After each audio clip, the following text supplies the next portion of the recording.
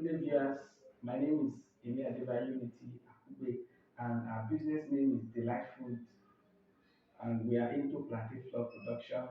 And the problem statement here that we face, number one, is production process has more labor, which also involve high production costs.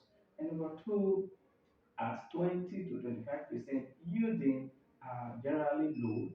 And number three, production are mostly in small scale, which cannot serve a commercial purpose.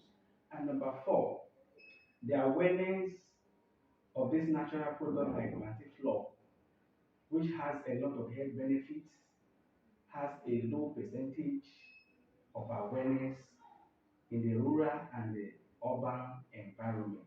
Looking at the cluster group ID, I suggest we connect to a digital marketing group and also to liaise with local farmer for accessibility.